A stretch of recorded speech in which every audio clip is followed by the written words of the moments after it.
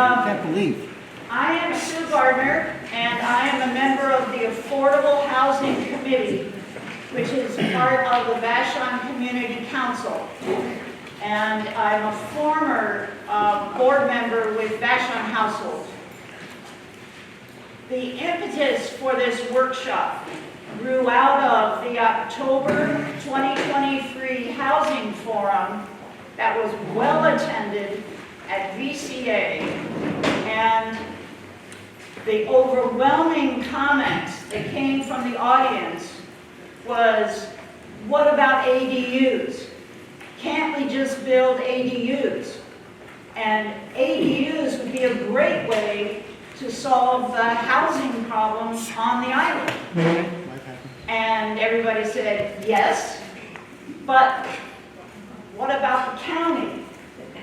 And so what we started to do is the Affordable Housing Committee took the idea and put together a primer. It's on the Community Council website, just an overview of the kinds of things you have to think about when you're doing thinking about doing an accessory dwelling unit, and the different kinds of accessory dwelling units. And then in the fall of 2024, the Affordable Housing Committee, with Terry Sullivan as the chairman, and Vashon Household with Carrie Don Decker as the interim director, began to collaborate to put together this workshop. And we approached the county, the Department of Local Services, and they have exceeded anything that we could possibly have imagined in terms of a response. They have provided all kinds of people that are here today to talk to you, as well as information, which was going to be on a PowerPoint, which, if everything had worked, you would actually be seeing. Instead, you're going to hear it. There will be a couple of presentations here, just quick ones, before the county does their talk. Art Chippendale, who is also an Affordable Housing Committee member and a board member on Vashon Household, is going to sketch out just some of the things to think about with ADUs. Fred Jordan, who is on the Affordable Housing Committee, is going to sketch out the process by which you can actually get one on your property. And then our final presenter will be Lauren Klaus, who is a principal planner and project manager in the permitting division of the Department of Local Services in King County. He'll give you an overview of what the county needs to review in order for you to have a permitted ADU. Now, his PowerPoint, which you're not unfortunately going to be able to see, is going to be available on the Community Council website, the whole presentation, and he will have to sign up at one of the county tables where he can actually email it to you. And then you can have it all right there and refer to it and all of the resources whenever you decide to pursue something like this. I would like to extend many thanks to our sponsors, particularly PSCCU and the Vashon Athletic Club, for helping get the word out, which apparently was successful, about this important educational opportunity. And after the presentation, which should take, give or take, an hour, there will be an opportunity to talk to people at these individual tables yourselves. And we'll have to do a little bit of shuffling of chairs to get room around there, but if you could stack the chairs when you're done and then go stand at a table and have your conversation. Okay. Oops. Yeah, where do we want the chairs stacked? And where do we find the fellow to whom we give our email so he can send us? The county tables are in the back. and they have a sign up for the email. Thank you. And the chairs will stack one on top of another, put 4 or 5 together, and then just stick them someplace. Just to get them out of the way. All right, Art. Thank you.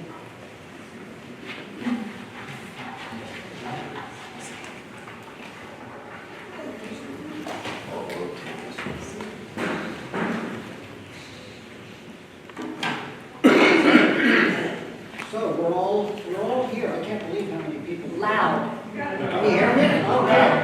So I'm grateful to see how many people are here. This is really amazing. I had no idea this much interest in building accessory dwelling units. You all know that we have a housing shortage here on the island. And it has, I read just today that we have that Vashon Island is in the top 30% of all the community towns and cities across the state in terms of the cost of housing. So, keep that in mind. One of the things we want to do is try to reduce the cost of housing by providing additional housing, having you provide additional housing in a way that's beneficial to you. So, I know you probably have a lot of questions, and like how do I build an accessory dwelling unit? How difficult is it going to be? How much is it going to cost? Will it be worth the investment? Can it be connected to my septic system? Will I be able to get water? What kind of site development am I going to need? Also, you got to think about, getting your permits. That's what this county is here for. And would be better doing a detached or an attached or something built inside where you just remodel a room and facilities in your house? These are all the kinds of questions that come up. Converting a garage or an attic or a basement is an option. And also purchasing kit homes or prefabricated housing units that you can put on your property. It might be cheaper, certainly would be easier. And then the other question really for me is,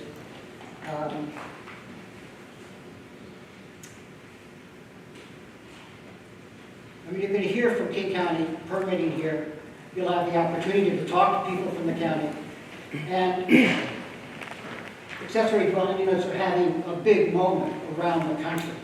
There's a whole mini industry building around it now. So you won't have any trouble finding contractors or people that are already invested in manufacturing.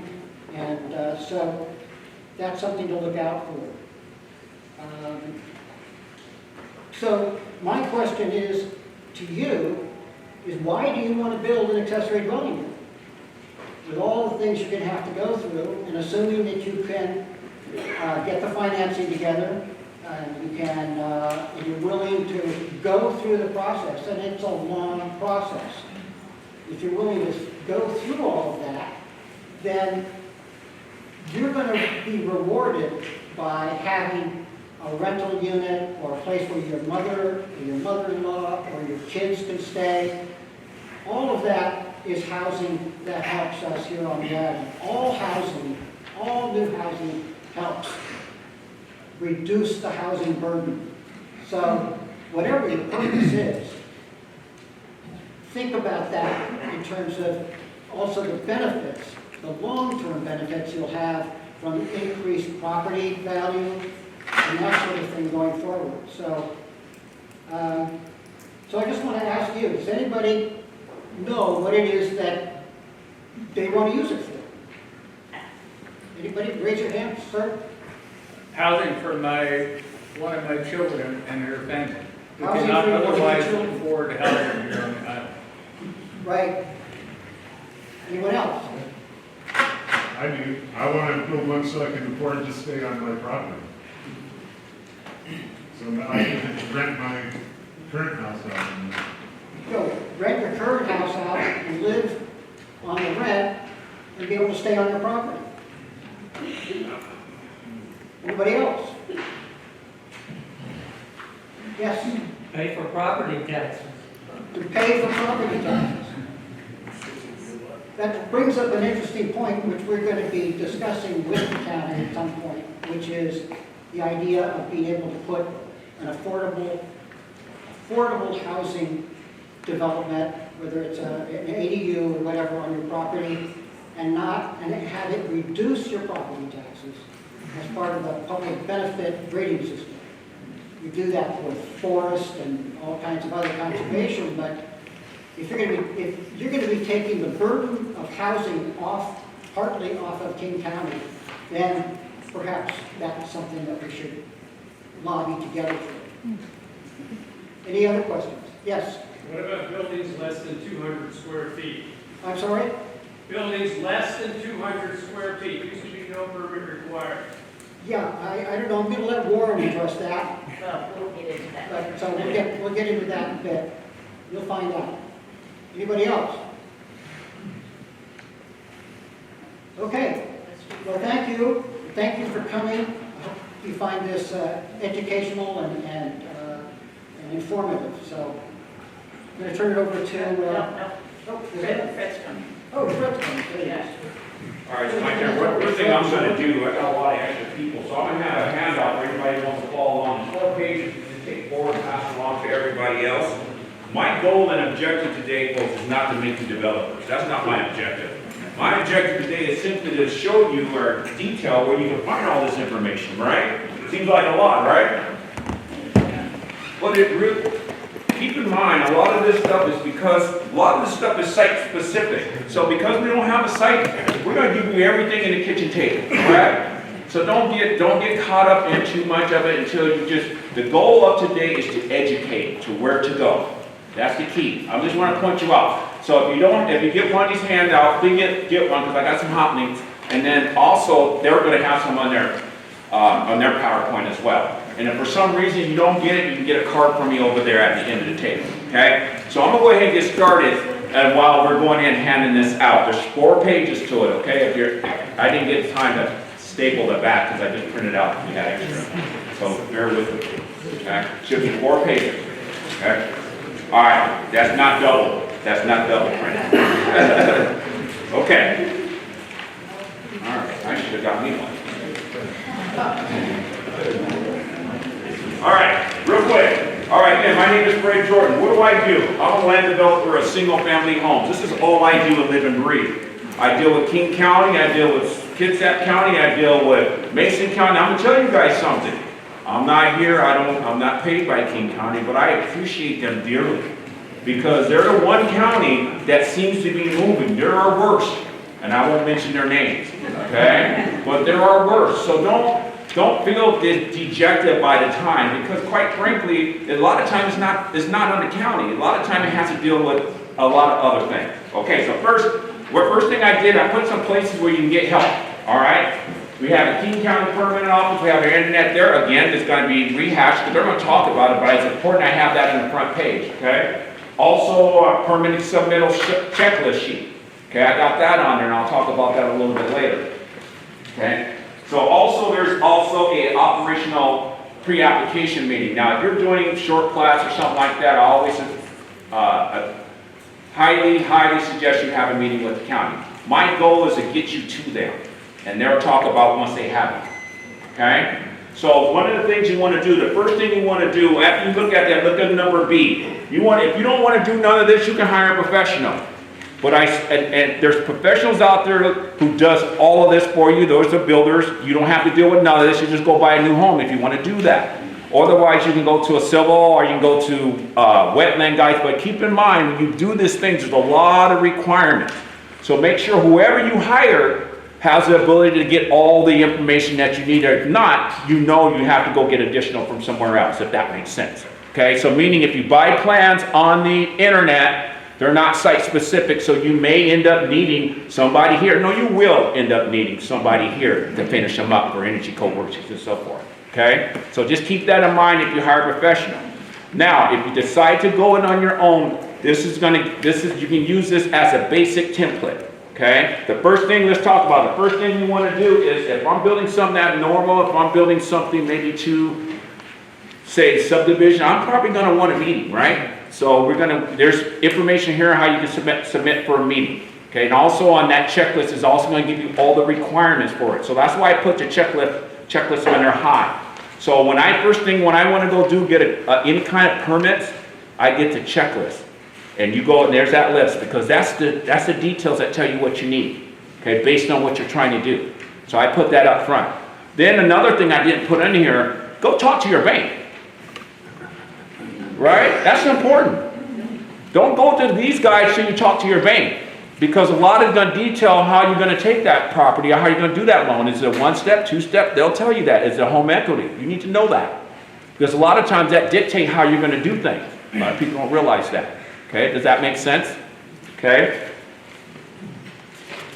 I'm kind of rushing, so bear with me here, because I want to talk just about some lessons learned at the end. All right, so what is an ADU?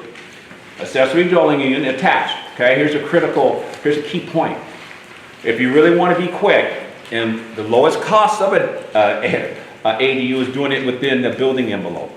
Okay, once you start going outside that envelope, then it causes additional costs. There's some benefits, but there's additional costs. Okay, so just keep that in mind. DADU is going to be detached. Okay, ADU is attached. Okay, so just for common knowledge. Where to start, I talked about, we want to start at the IMAP. Why is that important? I got a link on here. That's going to tell you if there's any critical areas that's, I want to say, for reference only, right? It is not gospel.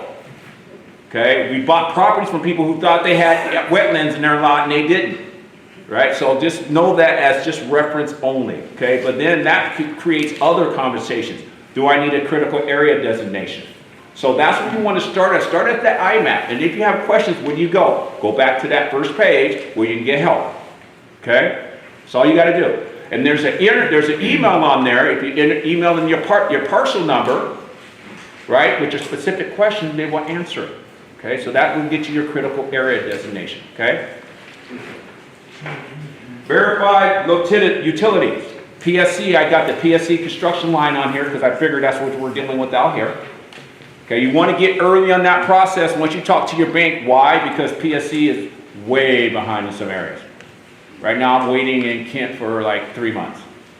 Okay, so you want to get that, especially if you're doing some designs of electrical, if they have to design, you want to get that early going quick. Okay, so that I have that link on here.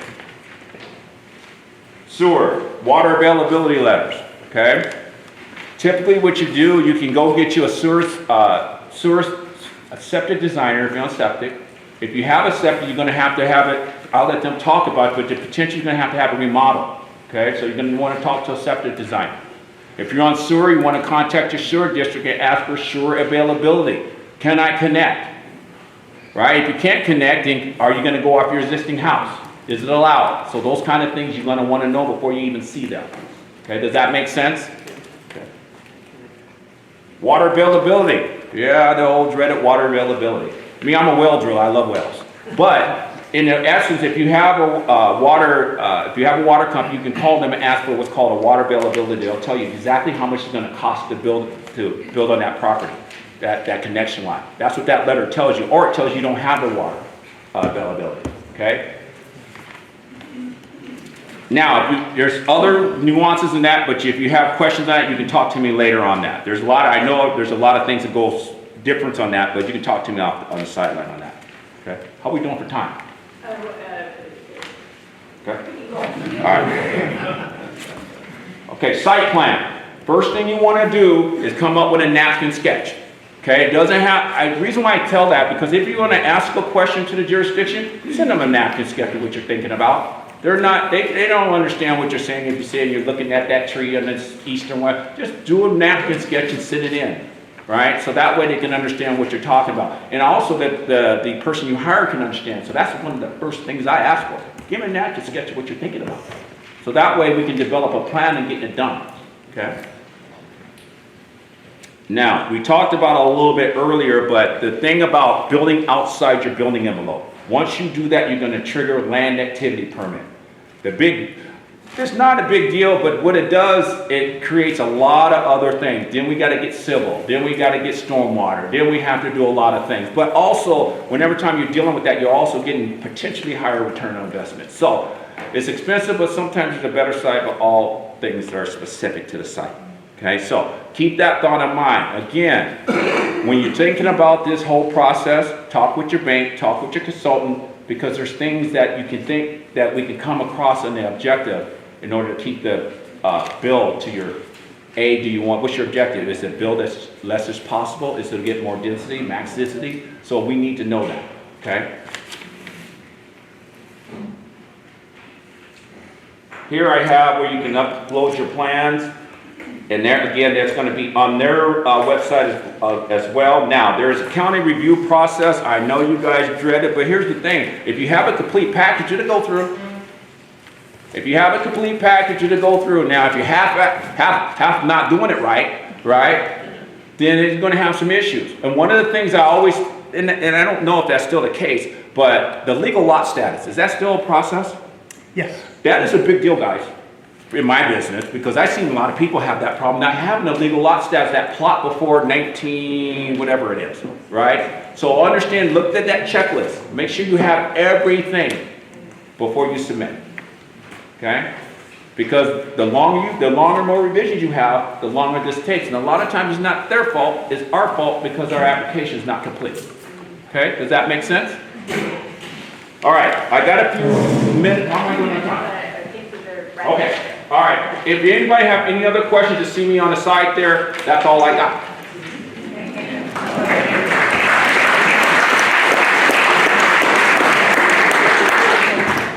That was as clear as mud, right? So Warren put together this beautiful presentation, which you're going to hear verbally. And like I said, remind everybody of how they can go about and get it for themselves. Can everyone hear me okay? Am I speaking loud enough? All right, perfect. So, Warren Klaus, I'm a principal planner in the permitting division. We're excited to be here today. We're excited to be working with you. We have a number of review staff at 3 tables in the back. Myself, a planner, an environmental planner. We have building official and fire reviewers, as well as critical review experts. So following this, that'd be a great checking the tables. We have information sheets, and they'll be able to answer a lot of your questions related to different review areas that may come up. As far as the PowerPoint, we did put a lot of time into it. We have sign-in sheets in the back. We have 2 different sign-in sheets, so please write your name or email, and we'll make sure to give you a copy of that. I believe it will be on the Vashon Maury Council website as well. Okay? But with that, we'll kind of jump in. I'll stop periodically as I go through to see if there's any questions. Okay? So first, what is an ADU? As Fred mentioned, it's an accessory dwelling unit. So this is a small, self-contained residential unit on the property, and it needs to be on a lot with a single-family home. Right? Detached or ADUs can be in a few different ways. They can be within the primary residence on the property. They can be attached, an addition, or they can be detached. So when it comes to ADUs, they really promote a lot of opportunity. They increase the housing supply. They can be good resources for immediate or extended family members for additional living spaces. They promote more affordable housing options, right? And they also can be a good opportunity for rental income opportunities. So we do like to see these happen, and these occur out there, especially addressing the housing shortage we're having. But it's all about getting through the permitting process and doing it in the right way. So I'll speak a little bit more about that. But before I jump in, I wanted to kind of update everyone. We did have code changes in King County for the comprehensive plan updates and code changes related to that.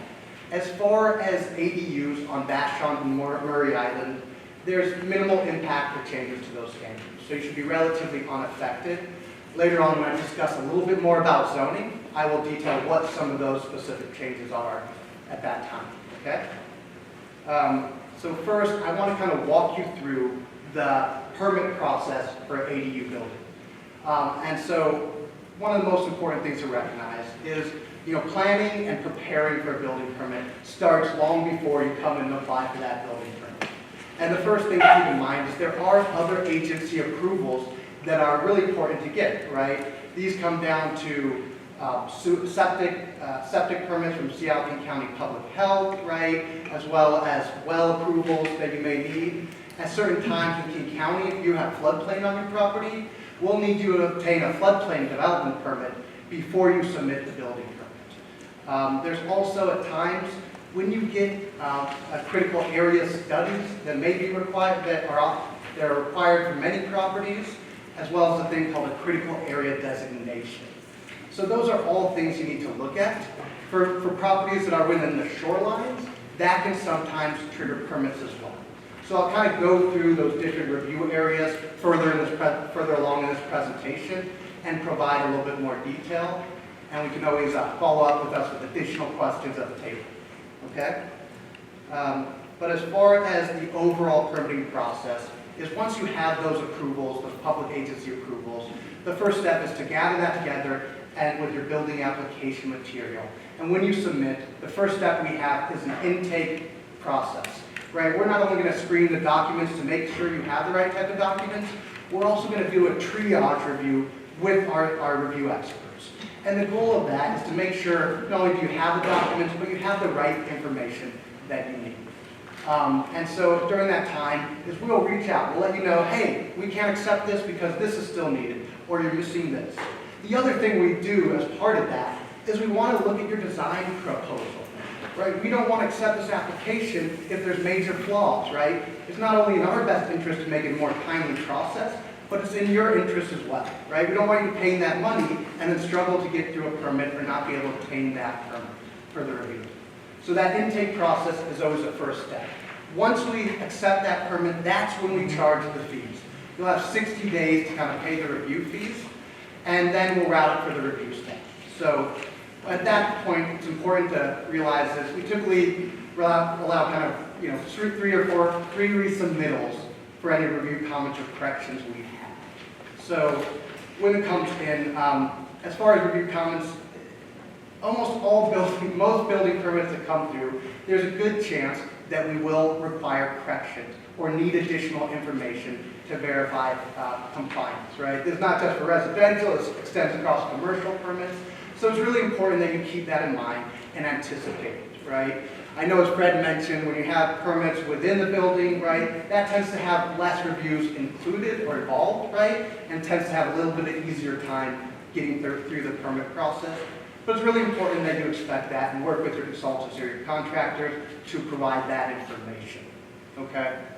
When we send out requests for information, we typically allow about 60 days to respond to those requests, okay?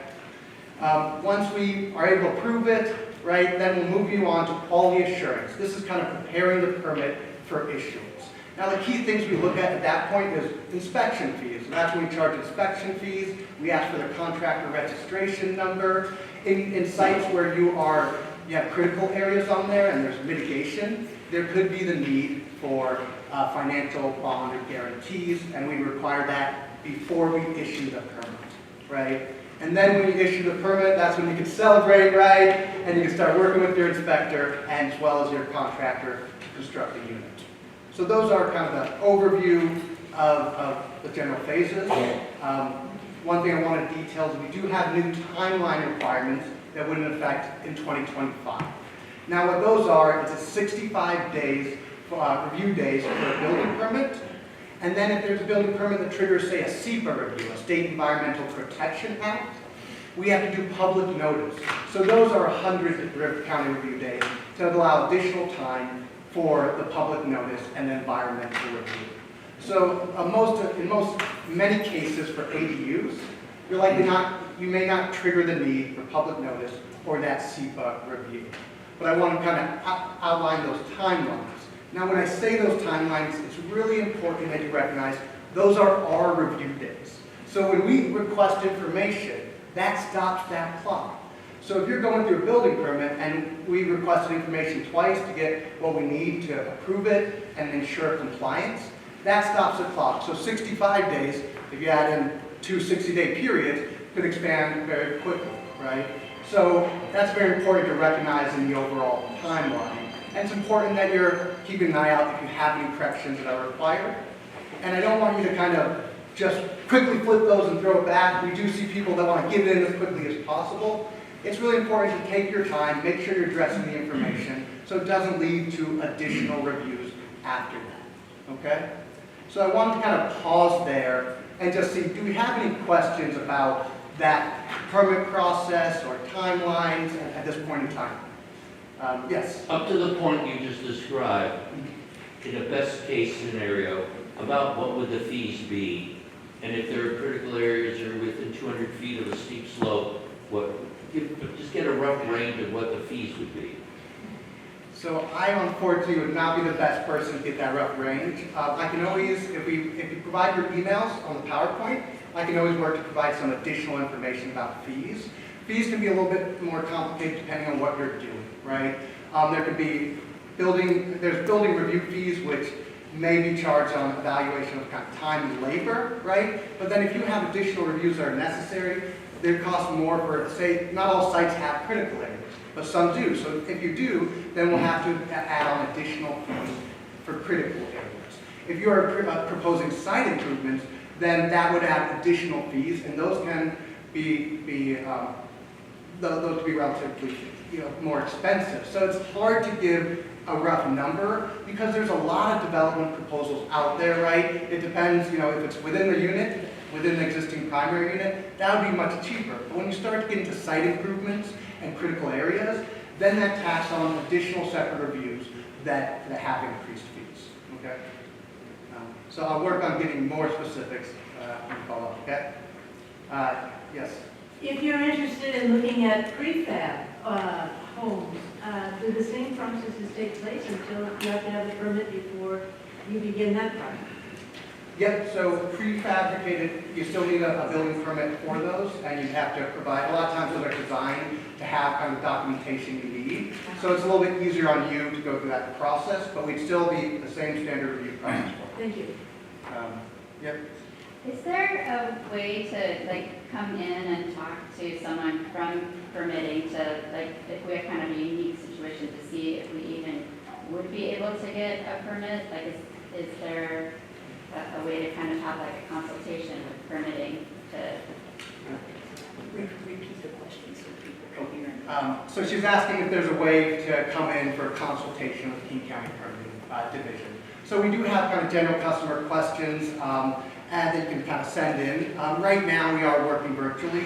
So we used to have more people that you come and talk with. That's not an option right now, but if you email or if you call in, you can speak to a planner that's on duty that day.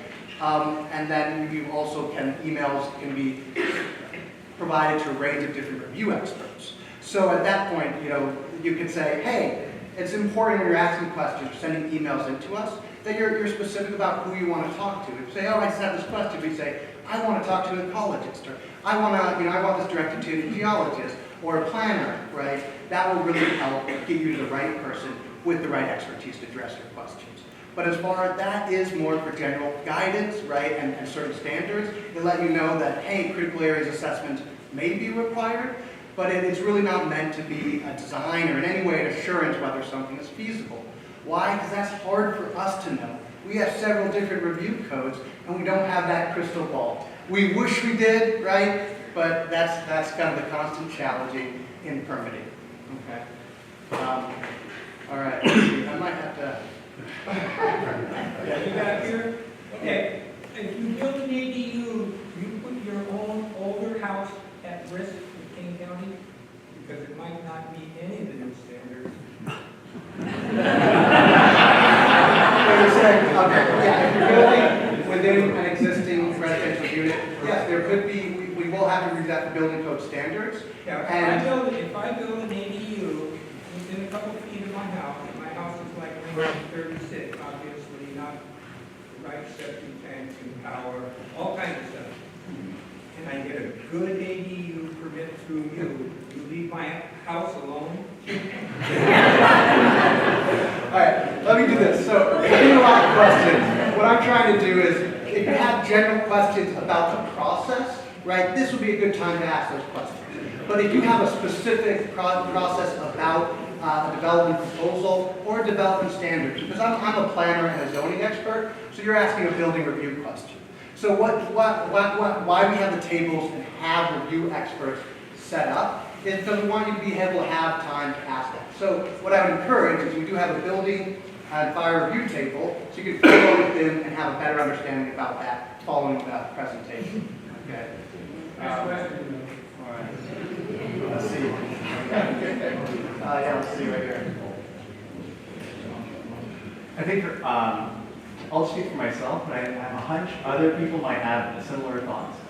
We're just going to look at the two basic questions. One is, what's the average cost? Speak up. Stand up. People repeat the Stand up, yeah. Cool.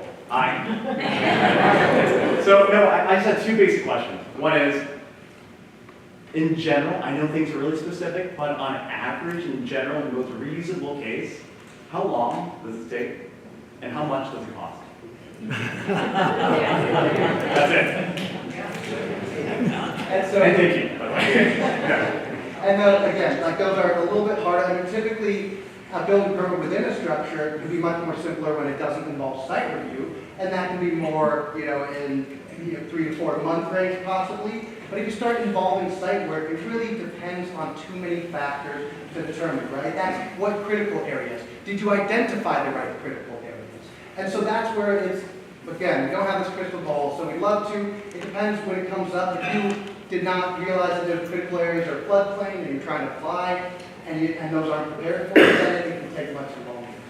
But one thing I do want to, I might have to, due to time, I'm going to encourage us to ask a lot of these questions. We're going to push off questions, or else I think we'll be here all afternoon.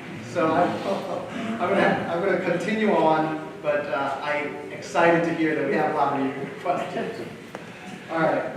Warren, Yeah. would having them look at IMAPs be helpful in terms of finding out if they have critical areas next to them or around them? Yeah, and a little bit more later in my presentation, I'll kind of speak to critical areas a little bit more. Okay. So the next kind of, I just want to detail the general information that would typically require during a building permit for an ADU would be all other agency approvals, as I kind of mentioned, site and development plans, energy worksheets, fire access and water supply checklist. There could be a solar-ready checklist and then as well as a drainage study if you're doing site improvements, and a site areas worksheets to understand how much area are you changing on your site or doing site improvements. So those are kind of the basic information that we require during a building permit. Okay. Next, I'm going to kind of jump over to zoning review. So when it comes down to different reviews that we have involved in a building permit, the key ones to look at is all buildings are going to have zoning review, building and fire review. And then if you're affecting site work, or if you have certain features on your property, then you'll certainly be reviewed for site engineering, critical areas, as well as shoreline. So I'm going to kind of walk through each of these review and give you a high-level overview, okay? So that all starts with zoning, right? And so it's important to understand the zoning on your property, but the dimensional aspects that we're going to look at in all cases are, do you meet minimum street and interior property line setbacks? There is a maximum impervious surface limitation on the site. So that limits the percentage of the site that can be developed. And then we have building height limits. And zoning also manages the ADU standards. So there's one ADU that is allowed per lot. ADUs must be attached unless the lot meets the minimum lot size. Now, a lot of Vashon is zoned rural areas, right? Those minimum lot size in rural areas start at 1.875 acres. They can go up to 3.5, and then they can go up to 7.5 acres, depending on the type of RA zone. So determining whether you can have attached or detached ADU really depends on the lot size. If you are in kind of the town of Vashon, there's a lot of residential zones there. which you can have a detached ADU if you're above 3,200 square feet. But that's right in the downtown Vashon core and doesn't apply to a majority of the properties that are zoned rural area. No extra off-street parking spaces are required for an ADU. The size limits for an ADU are 1,000 square feet of heated, habitable floor space and 1,000 square feet of unheated storage space. So that'd be for a garage or a workshop. Now there's a couple exceptions to those standards. One is if it's wholly contained in your basement or attic, then you're not subject to those limitations.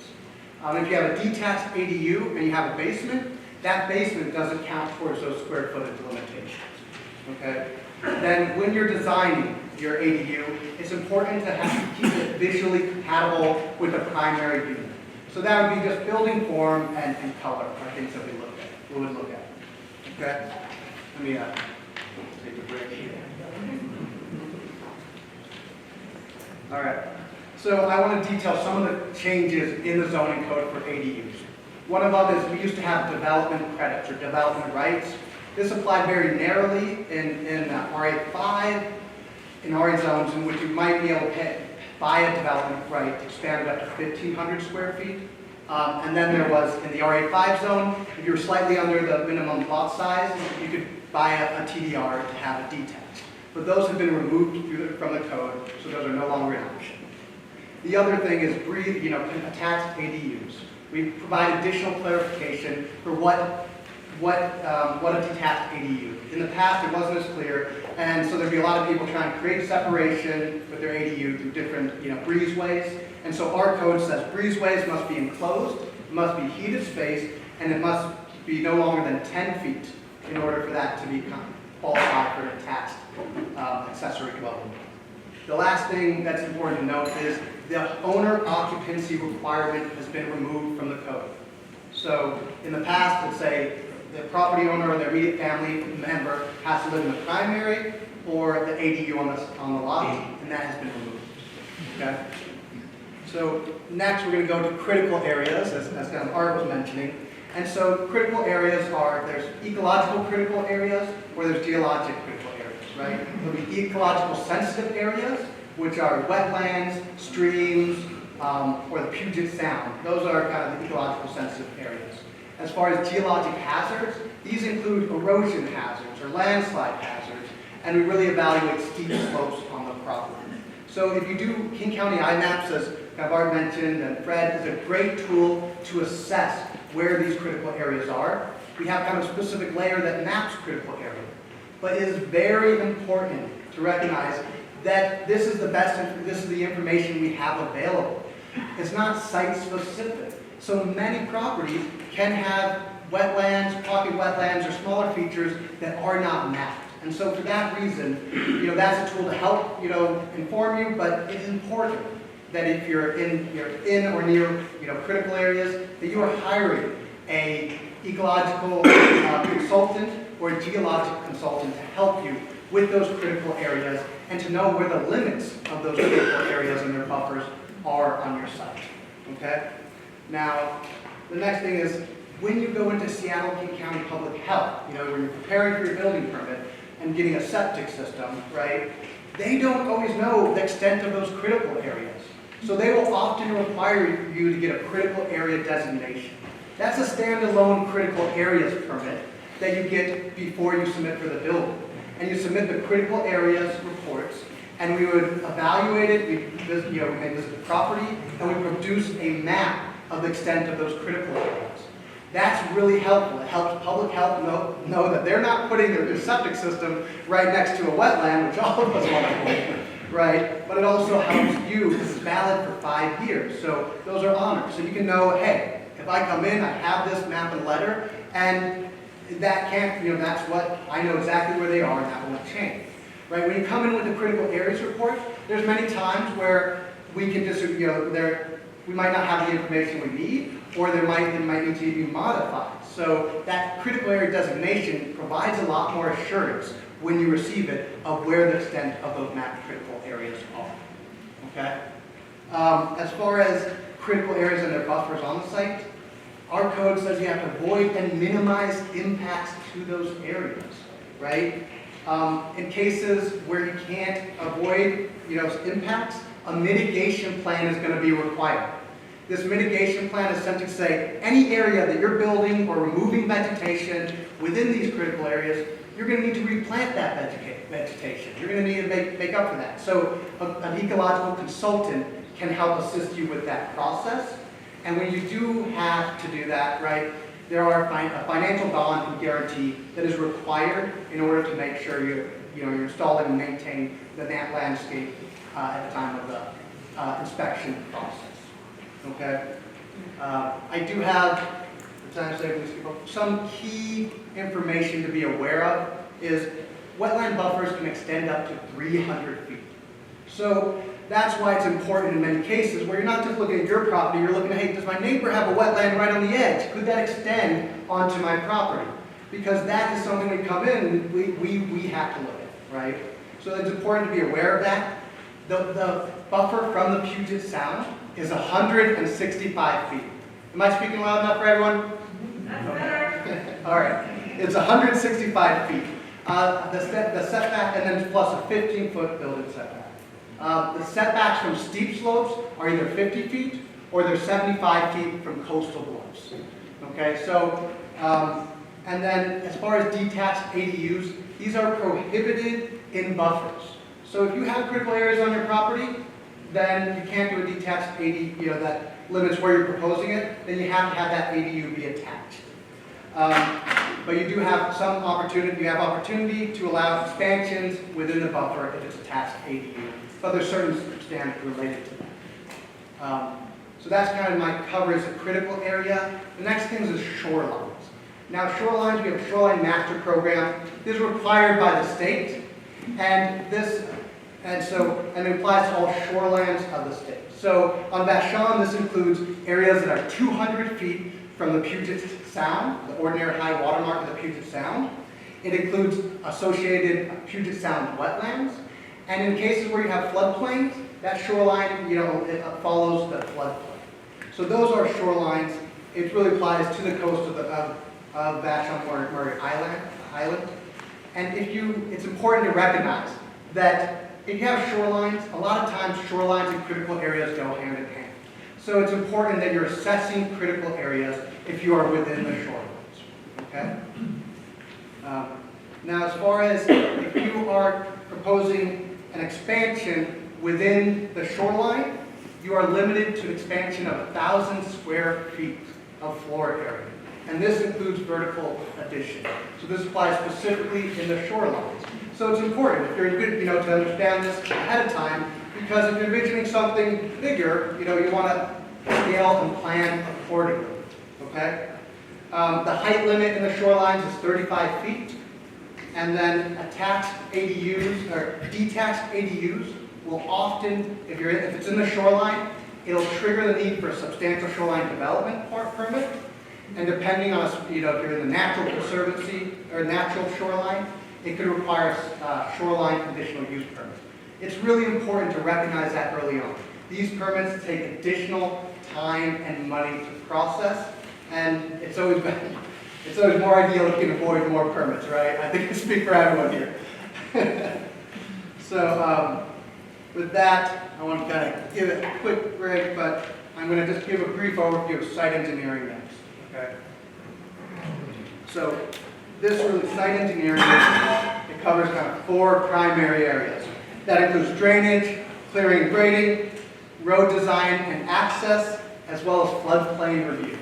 So as far as drainage, if you are proposing new driveways or additions, this could be triggered, right? We have a few different, we have simplified, directed, and targeted review that can apply, but essentially the standards for a drainage review is triggered is if you're proposing over 2,000 square feet of new or replaced impervious surface, 7,000 square feet of land disturbance, or if you have modifications to drainage pipes that are greater than 12 inches in diameter, or it does not contain, or if it's adjacent or contains floodplains. So those are some of the key triggers for when drainage engineering may be required. And then as far as civil clearing and grading, if you're doing site work, we'll often need this temporary erosion and sedimentary control plan. That's so our review staff can understand what changes you're doing and review that kind of through the civil plans in your development plans. As far as driveways and road access standards, if you are not proposing, you're doing an ADU and you're not proposing new driveway or you're not proposing modifications to the driveway access, then there's a good chance that won't be required and we wouldn't be looking at that. Now the last one that's important is the floodplain, right? These are standards that are set up by FEMA, Federal Emergency Management Association. This is really important, right? Meeting FEMA standards allow us to qualify for the National Floodplain Insurance Program. That keeps rates low for the entire county as a whole. If we don't, we're applying those standards, but if we don't apply those, then we could risk losing that floodplain insurance. So it's really important to kind of recognize why we're doing that and why it's necessary, okay? So I'm going to pivot right now to building. As far as building is concerned, the ADUs are managed by the International Residential Code and the Washington State Energy Code. When you're doing an ADU, it's important to look at fire separation requirements, right? These can apply if you're doing a attached ADU or if you're doing a detached ADU. It's really important to understand what these requirements are, and I would encourage you to talk to our fire reviewers at the end of this presentation and ask some questions to learn more about those. We also have some information sheets that are available as well. If you are doing an interior ADU, then fire separation permits wouldn't be required. Fire separation may not be required if you have an interconnected alarm system within the residence, so between the two dwelling units. Then we do have a PowerPoint. We have some really valuable PowerPoint slide. Our building official put it together. I would encourage you to, look at their website because it has a lot of things that I learned about, as we were preparing for this presentation. Where is that website? It'll be able to. The community council, Vashon Maury Community Council website, as soon as he can send it to us, we'll get it up there. Okay. So it'll be up online for you. You can also sign in and I can send it to you via email as well. Okay. One thing that's really important to understand is when you come in for a building permit, there are these associated permits that you need to obtain, right? These include, plumbing or gas piping permits from public health. There's electrical permits from the Labor and Industries Board, and then there's fire systems permit related to fire alarms or sprinkler systems. These aren't done, within the building permit. It's important to get that building permit, know if it's going to be approved, and then before once that's issued, it's really important to apply for these separate permits. Our inspectors are going to be looking and checking that these have been obtained and that the work has been completed before we can complete the building permit process. Okay. Now, as far as fire is concerned, right, the International Fire Code and King County Code Title 17 is our fire code. That's kind of what we use to regulate developments. One thing that's really important to understand is on Vashon Maury Island, right, you have to be careful, we have to be cautious or careful in this review because there are water and access constraints, right? And that can present additional challenges. One thing that we do, some things that we, in many cases, residential buildings or ADUs or additions will require and trigger the need for fire sprinkler systems, right? And then if that's required, you'll have to look that you have the water supply and the fire flow for those. One thing that's other factors that they tend to look at in fire review, they look at the lot and the structure size, they look at the water availability and fire flow, hydrant location, as well as the hose range, right? There needs, and from a fire truck. So I want to kind of encourage you to go to the fire review table and kind of learn more about those standards following the presentation. Okay? Now, bear with me, we're getting near the end. Okay, so inspections is the next important step. Inspections on Vashon Island are scheduled for Thursday. So make sure if you're getting issued a building permit, those are the days you want to keep available and anticipate inspections.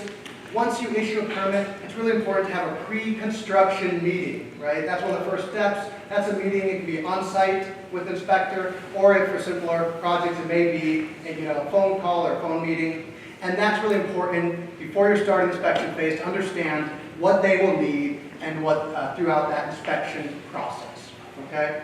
Another important thing is once we issue plans, you need to print the plan and approve documents. You need to keep it on site at your residence, right? You also need that inspection checklist. Those are important so when our inspectors visit the site, they have access to that information.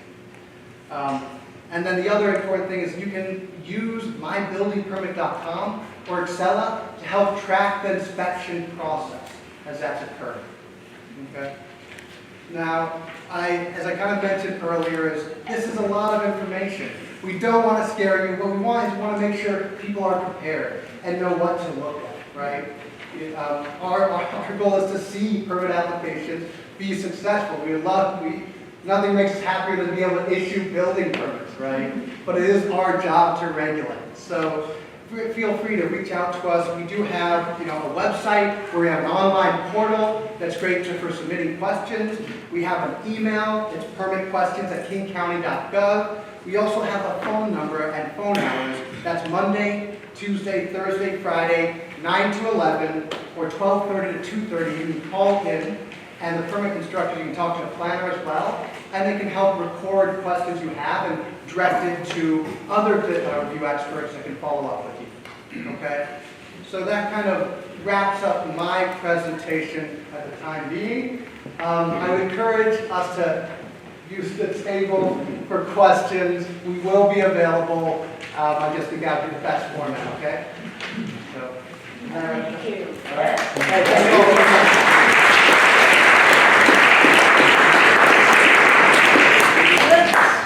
I'm not sure I could have kept all that in my head. Hey, Sue? Yes. One thing I was going to mention, that one thing that Terry's going to do, this is a lot of information, but one thing Terry and I are going to do for Vashon, we're going to have a class later on this fall for anybody who wants to get their permit. We're going to meet once a week and help you through this process, okay? So it seems like a lot, but folks, I guarantee it's not as complicated as it sounds. It's just a lot of information because we don't know your site-specific stuff, okay? So once we start getting that information, you sign up for that, and we can help you out. And that's going through Terry, and we have more information coming out on that, okay? Good. So the tables that we have are environmental critical areas where there's a King County ecologist and geologist, building and fire review, and zoning and environmental planning. And those are tables that are in the back that King County personnel is doing, or is there ready to help you. Land and permits is here where Fred is, and he's got the class sign up and Wetland biologist. and a wetlands biologist that you could talk to. We have posters in the front here with really good information on water. An awful lot of us are on some kind of a well, whether it's water district wells, Class B wells, or individual wells. And there's a map showing where all of those are.